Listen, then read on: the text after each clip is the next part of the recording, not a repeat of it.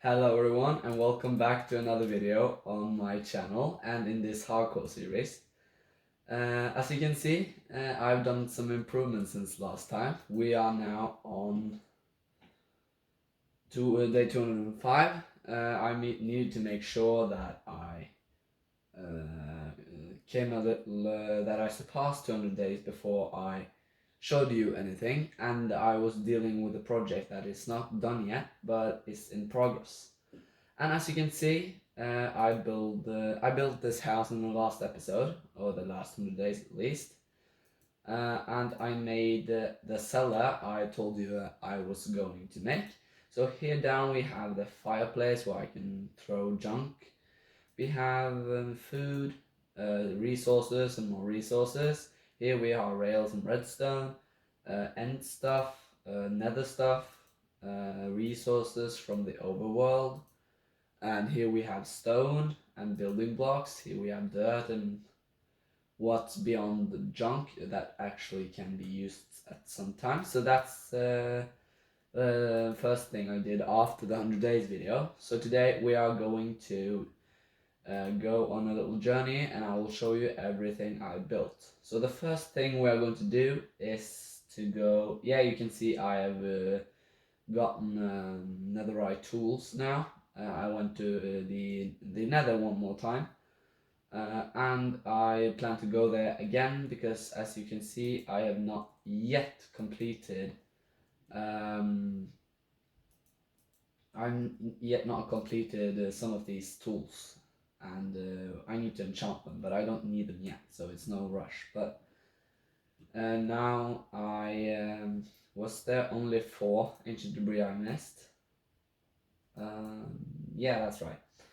So, and name them, of course, because I need to know the difference between the Silk Touch one and the Fortune one. But enough about that. Now I should actually make some firework rockets before we go. So I have enough for the journey. I don't have as much gunpowder left, so I need to harvest some creepers at the mob farm. Now we have enough to fly on. We can just put that into that. So this is a sort of like a manual system, but I'm going to make an auto sorting system, but that's not going to be before.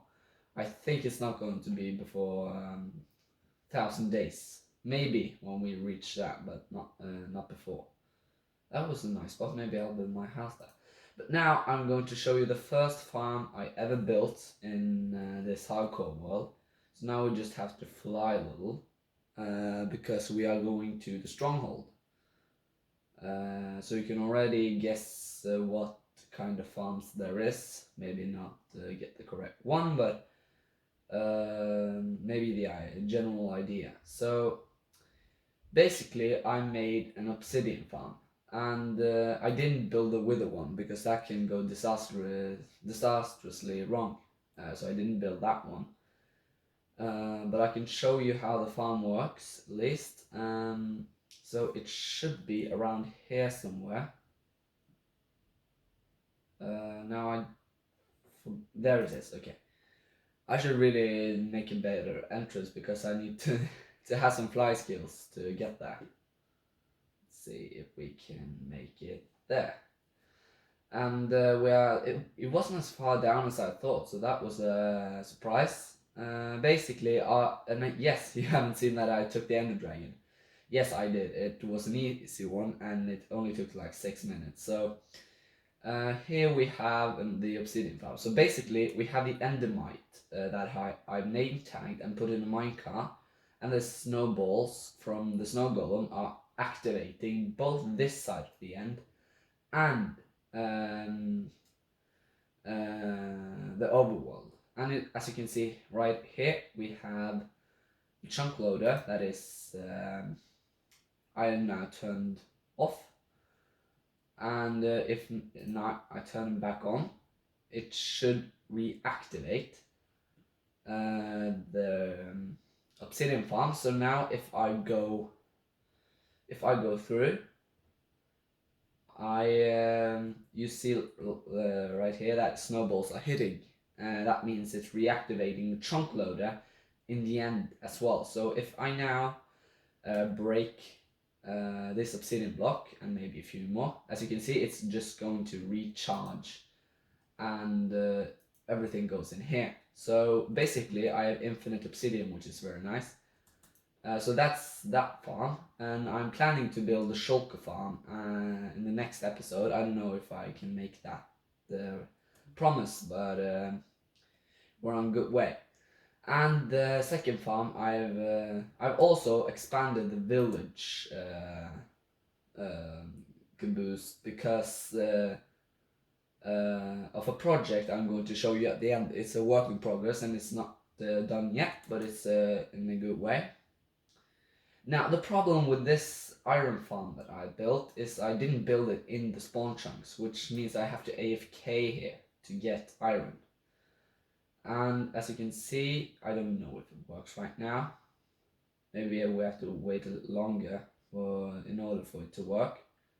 But basically, it is villagers on each side here, as you can see, and a pillager in the middle. So basically, it's activating the protection promise from golems, which means they're going to spawn inside these portals and be transported.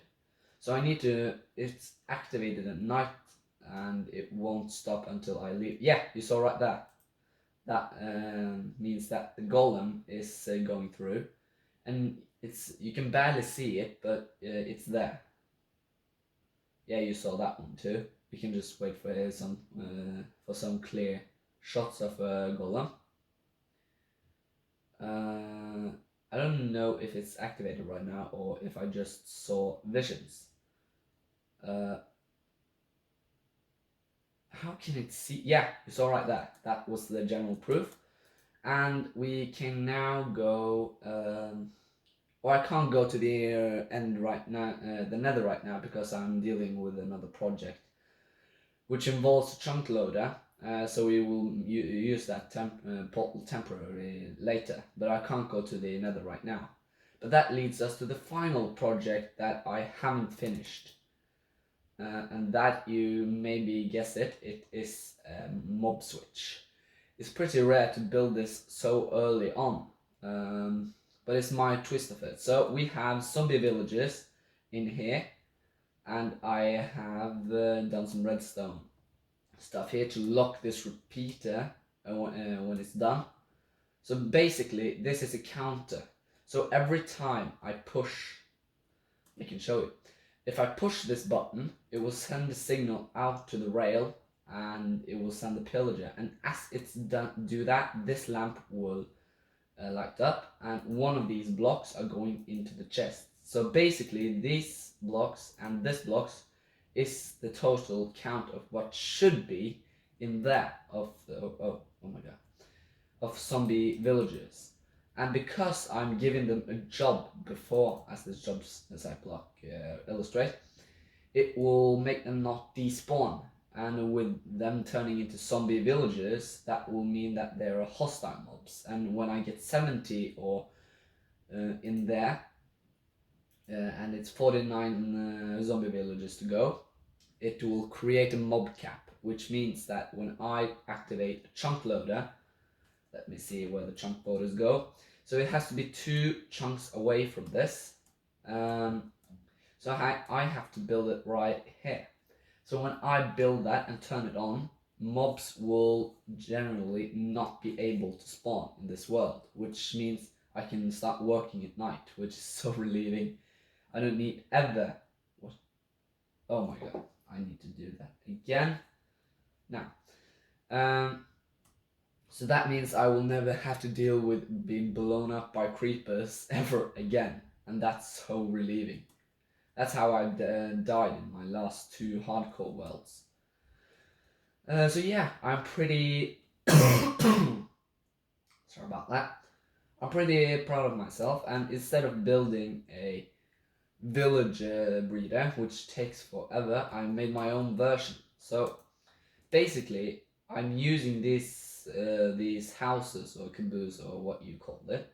So this produces exactly 24 villages every breed that I can use to transport by boat to here and put them in there. And when I push that minecart, I stop it here to make sure the villagers go in, and then send them. So it still works, but it's a little more manual than the village breeder, but it works faster. And I've already sent through 25, which is more than 1/3 of what's going to go in there. So yeah, I'm pretty much done. It's just the transport villages, which is a deadly boring job, but I will get there by the next episode. And yeah, I think, have you seen that? Did I have that before? No, I don't think I did. I made this simple sugarcane farm with water and the slabs in the middle to block the water from freezing, because I needed the sugarcane to produce name tags from a librarian, which I'd completely forgotten since I'm using sticks instead of sugarcane. So that means I can get infinite amount of name tags for my project, which is so nice. And yeah, so my plans in the future, guys, is just to build more farms, and the farms I'm planning to build very soon is a raid farm, which can take completely forever, and shulker farm, and with a skeleton farm. I think I'm waiting with. I want to be done with the most difficult farms yet, and I'm starting with the mob switch, so it won't take long before that's done. And I need totems of undying as soon as possible, so I don't, so I can be immortal again. That's going to be a huge relievement. But yeah, that's pretty much what I've been doing the last 100 days. So yeah, I've also planted the bamboo because until I get an automatic bamboo farm, I need to make a manual one. So that's basically what I've done. I'm proud. Maybe it's taken very long to finish farms that really don't take that long, but it's taken some days, and I sleep every night too, so it takes longer than I expected. But we can go down to the house now. It's coming a long way, and I think forward, I will do more project by 100 days end, because now I'm soon to be done with the most difficult ones if I follow my plan correctly. And I will show you a list of my future projects right here.